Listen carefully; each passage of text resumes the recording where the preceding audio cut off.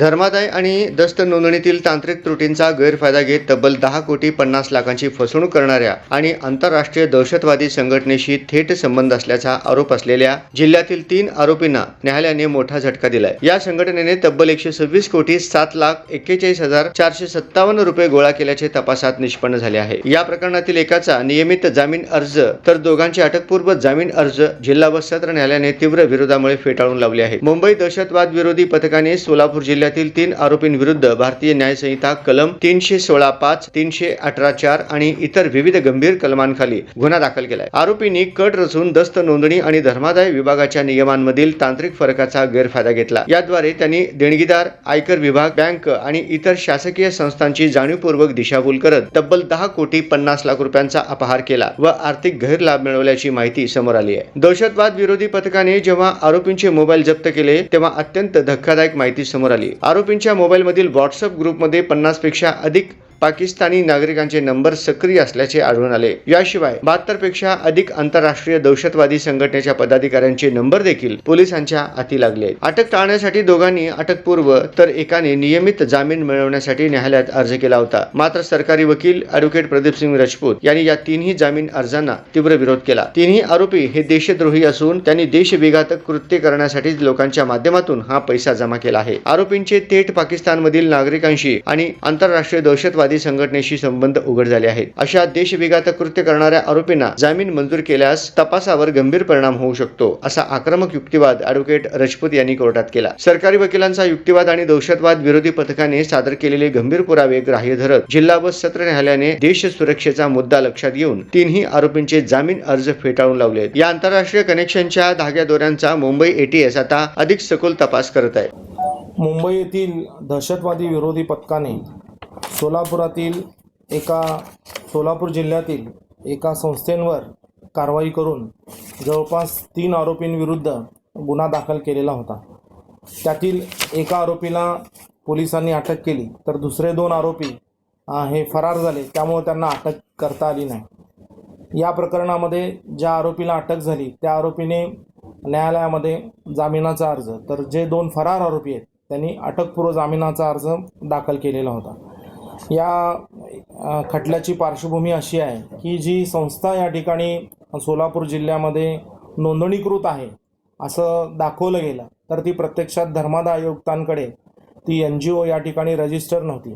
त्या संस्थेनं एक साधं डीड या ठिकाणी, ज्या ठिकाणी आपण खरेदीखत करतो त्या ठिकाणी नोंदणी केलेलं होतं आणि त्याचा नंबर या ठिकाणी आम्ही ही संस्था रजिस्टर केलेली आहे असं दाखवून त्या संस्थेच्या माध्यमातून नागरिकांकडून मोठ्या प्रमाणात जवळपास 10,26,00,000पर्यंत रक्कम या सोलापूर जिल्ह्यातल्या संस्थेने गोळा केलेली होती।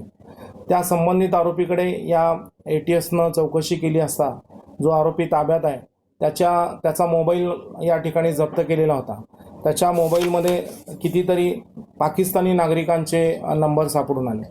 ही संस्था सुरू करण्यासाठी एक आंतरराष्ट्रीय स्तरावरची संस्था आहे की त्या संस्थेनं या संस्थेला जवळपास 8 लाख रुपयाची सुरुवातीला मदत केली होती आणि त्या 8 लाख रुपयावर ही संस्था चालू होऊन त्यांनी नागरिकांकडून जवळपास 10 कोटीच्या वर रक्कम जमा केली। ज्या संस्थेनं मदत केली होती त्या संस्थेचे जवळपास 15 बँक खाते ATSनं तपासले। त्या 15 बँक खात्यामधून जवळपास 126 कोटी रुपये त्यांनी उभा केल्याचं या ठिकाणी तपासामध्ये निष्पन्न झालं। जवळपास त्या संस्थेच्या काही सदस्यांकडे जवळपास 70च्या पुढं पाकिस्तानी नागरिकांचे नंबर असल्याचं आढळलं। पाकिस्तानी नागरिकांचे व्हॉट्सअप ग्रुपला या संस्थेनं जॉईन केल्याचं आढळलं। सोलापूर जिल्ह्यामध्ये जी संस्था होती त्या संस्थेच्या पदाधिकाऱ्यांकडे जवळपास 50 पाकिस्तानी नागरिकांचे नंबर आढळले। याच्यावरून या संस्थेनं जो काही बोगस रजिस्ट्रेशन नंबर दाखवलेला आहे, मग त्यांनी त्याद्वारे धर्मादाय आयुक्तांची या ठिकाणी फसवणूक केलेली आहे, त्या ऑफिसची फसवणूक केलेली आहे। त्यानंतर हा नंबर वापरून त्यांनी इन्कम टॅक्स डिपार्टमेंटमध्ये ATGचं सर्टिफिकेट असेल किंवा पॅन कार्ड असेल अशा वस्तू त्या ठिकाणी त्यांनी मिळवलेल्या होत्या। त्याच पद्धतीनं केंद्र सरकारचं एक पोर्टल आहे, त्या पोर्टलवर देखील या ठिकाणी त्यांनी रजिस्ट्रेशन केलेलं होतं। अशा पद्धतीनं त्यांनी शासनाची देखील मोठ्या प्रमाणावर या ठिकाणी फसवणूक केलेली आहे। याची माहिती ATSला लागल्यानंतर त्यांनी या पद्धतीने याचा तपास केला आणि तपास करून या तपास सुरू असताना एक आरोपी अटक झाला. दुसरे 2 आरोपींना अटक करण्याच्या तयारीत असताना ते आरोपी पळून गेले आणि ही माहिती या संस्थेच्या पदाधिकाऱ्यांना किंवा या आरोपींना लागल्यानंतर त्यांनी त्यांच्या संगणकावरील याच्याशी रिलेटेड जो सगळा डाटा होता तो देखील या ठिकाणी डिलीट करण्याचा प्रयत्न केला. त्यामुळे या आरोपींच्या विरुद्ध फसवणुकीबरोबर त्यांनी सरकार पक्षाचा पुरावा नष्ट केलेला आहे अशी देखील कलमं त्यांच्यावर लावण्यात आलेली आहे. सदर आरोपींनी जो पैसा या ठिकाणी उभा केलेला आहे NGOच्या माध्यमातून, त्यांनी व्हॉट्सॲप ॲपद्वारे या ठिकाणी लोकांना देणगी देण्यास प्रवृत्त केलं आणि त्या माध्यमातून हा पैसा गोळा केला. निश्चितच या संघटनेचे जे काही पदाधिकारी असतील, अध्यक्ष, उपाध्यक्ष आणि सचिव यांच्यावर सुरुवातीला या ठिकाणी गुन्हे दाखल झालेले आहेत.